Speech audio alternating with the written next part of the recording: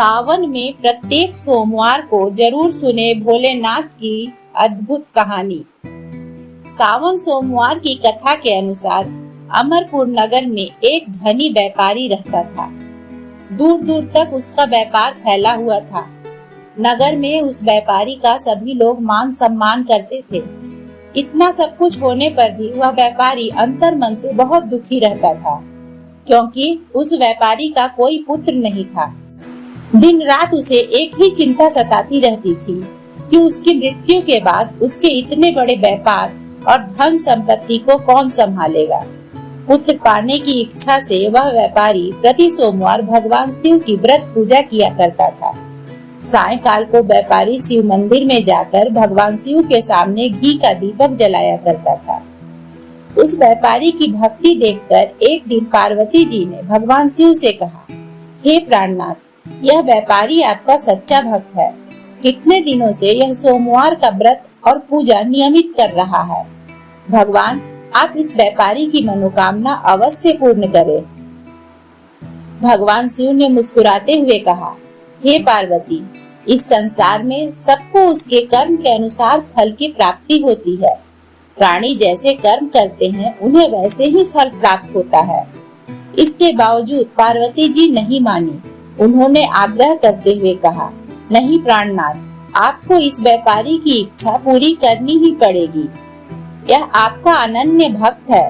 प्रति सोमवार आपका विधिवत व्रत रखता है और पूजा अर्चना के बाद आपको भोग लगाकर एक समय भोजन ग्रहण करता है। आपको इसे पुत्र प्राप्ति का वरदान देना ही होगा। पार्वती जी का इतना आग्रह देखकर भगवान शिव ने कहा, तुम्हारे आग्रह पर मैं इस व्यापारी को पुत्र प्राप्ति का वरदान देता हूँ, लेकिन इसका पुत्र 16 वर्ष से अधिक जीवित नहीं रहेगा।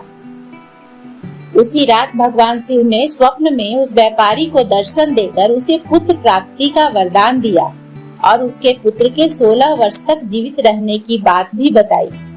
भगवान के वरदान से व्यापारी को खुशी तो हुई, लेकिन पुत्र की अल्प आयु की चिंता ने उस खुशी को नष्ट कर दिया। व्यापारी पहले की तरह सोमवार का विधिवत व्रत करता रहा। कुछ महीने पश्चात उसके घर में अति सुंदर पुत्र उत्पन्न हुआ। पुत्र जन्म से व्यापारी के घर में खुशियां भर गई। बहुत धूमधाम से पुत्र जन्म का समारोह मनाया गया। व्यापारी को पुत्र जन्म की अधिक खुशी नहीं हुई, क्योंकि उसे पुत्र की अल्प आयु के रहस्य का पता था। यह रहस्य घर में किसी को नहीं मालूम था।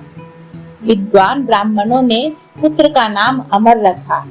जब अमर 12 वर्ष का हुआ तो शिक्षा के लिए उसे वाराणसी भेजने का निश्चय हुआ। व्यापारी ने अमर के मामा दीपचंद को बुलाया और कहा कि अमर को शिक्षा प्राप्त करने के लिए वाराणसी छोड़ाओ। अमर अपने मामा के साथ शिक्षा प्राप्त करने के लिए चल दिया। रास्ते में जहाँ भी अमर और दीपचंद रात्रि विश्राम के लिए ठहरते, वही यज्ञ करते और ब्राह्मणों को भोजन कराते थे। लंबी यात्रा के बाद अमर और दीपचंद एक नगर में पहुँचे। उस नगर के राजा की कन्या के विवाह की खुशी में पूरे नगर को सजाया गया था। निश्चित समय पर बारात आ गई, लेकिन वर का पिता अपने बेटे के एक आंख से काना होने के कारण बहुत चिंतित था। उसे इस बात का भय सता रहा था कि राजा को इस बात का पता चलने पर कहीं वह विवाह से इनकार न कर दे, इससे उसकी बदनामी होगी। वर के पिता ने अमर को देखा तो उसके मस्तिष्क में एक विचार आया। उसने सोचा, क्यों न इस लड़के को दूल्हा बनाकर राजकुमारी से विवाह करा दूं। विवाह के बाद इसको धन देकर विदा कर दूंगा और राजकुमारी को अपने नगर में ले जाऊंगा। वर के पिता ने इस संबंध में अमर और दीपचंद से बात की। दीपचंद ने धन मिलने के लालच में वर के पिता की बात स्वीकार कर ली। अमर को दूल्हे के वस्त्र पहनाकर राजकुमारी चंद्रिका से विवाह करा दिया गया। राजा ने बहुत सा धन देकर राजकुमारी को विदा किया। अमर जब लौट रहा था तो सच नहीं छिपा सका और उसने राजकुमारी की ओढ़नी पर लिख दिया, राजकुमारी चंद्रिका, तुम्हारा विवाह तो मेरे साथ हुआ था। मैं तो वाराणसी में शिक्षा प्राप्त करने जा रहा हूँ। अब तुम्हें जिस नवयुवक की पत्नी बनना पड़ेगा वह काना है। जब राजकुमारी ने अपनी ओढ़नी पर लिखा हुआ पढ़ा तो उसने काने लड़के के साथ जाने से इनकार कर दिया। राजा ने सब बातें जानकर राजकुमारी को महल में रख लिया। उधर अमर अपने मामा दीपचंद के साथ वाराणसी पहुंच गया। अमर ने गुरुकुल में पढ़ना शुरू कर दिया। जब अमर की आयु 16 वर्ष पूरी हुई तो उसने एक यज्ञ किया। यज्ञ की समाप्ति पर ब्राह्मणों को भोजन कराया और खूब अन्न वस्त्र दान किए। रात को अमर अपने शयन कक्ष में सो गया। शिव के वरदान के अनुसार शयनावस्था में ही अमर के प्राण पखेरु उड़ गए। सूर्योदय पर मामा अमर को मृत देखकर रोने पीटने लगा। आसपास के लोग भी एकत्र होकर दुख प्रकट करने लगे। मामा के रोने विलाप करने के स्वर समीप से गुजरते हुए भगवान शिव और माता पार्वती ने भी सुने। पार्वती जी ने भगवान से कहा, प्राणनाथ, मुझसे इसके रोने के स्वर सहन नहीं हो रहे। आप इस व्यक्ति के कष्ट अवश्य दूर करें।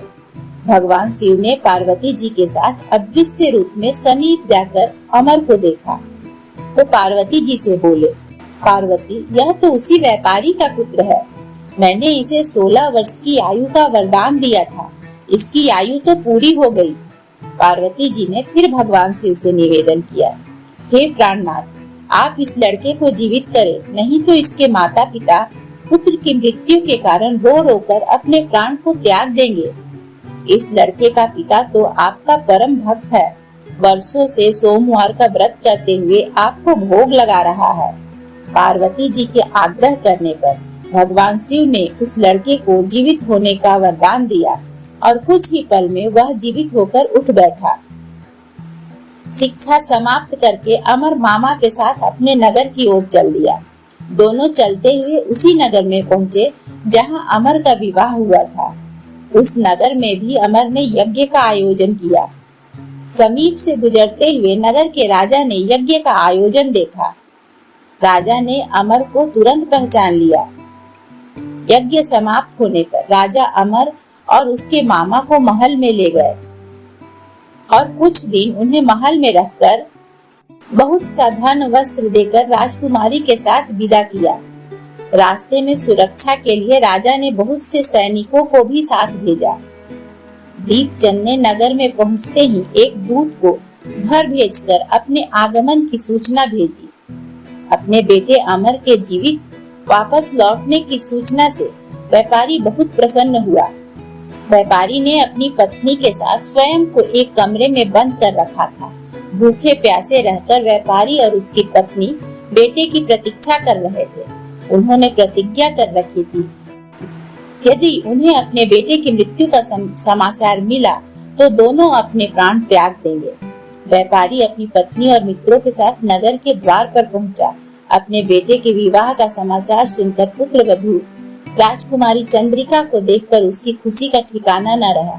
उसी रात भगवान शिव ने व्यापारी के स्वप्न में आकर कहा, हे श्रेष्ठी, मैंने तेरे सोमवार के व्रत करने और व्रत कथा सुनने से प्रसन्न होकर तेरे पुत्र को लंबी आयु प्रदान की है। व्यापारी बहुत प्रसन्न हुआ।